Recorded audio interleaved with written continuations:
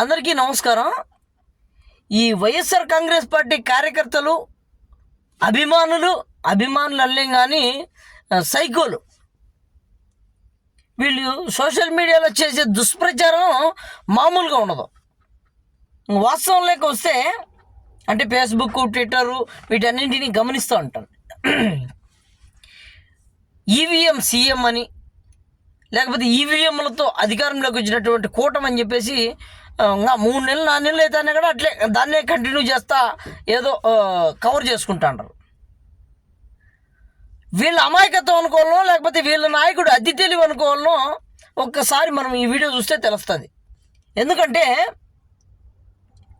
ఈవీఎంలతోనే అనుకుందాం, ఈవీఎంలతోనే వీళ్ళు అధికారంలోకి వచ్చినారు అనుకుందాం. అదేవిధంగా చూసుకున్నట్లయితే ఈరోజు రాష్ట్రపతి ఎన్నికల్లో కానీ, ఉపరాష్ట్రపతి ఎన్నికల్లో కానీ,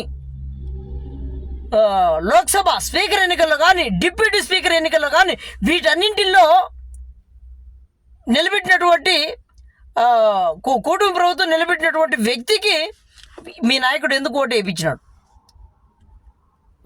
వైఎస్ఆర్ కాంగ్రెస్ పార్టీ తరఫున ఎన్నికైనటువంటి ప్రజాప్రతినిధులు ఈరోజు వాళ్ళకి ఎందుకు ఓటు వేసినారో ఒకసారి మీ నాయకుడిని అడిగి కనుక్కోమని చెప్పు. ప్రతి ఒక్క కార్యకర్తకు నేను సవాలు విసురుతాండా. మీ నాయకుడు సరైన సమాధానం చెప్పగలిగితే నేను పక్క మెసేజ్ తీసుకుంటా. Thank you so much.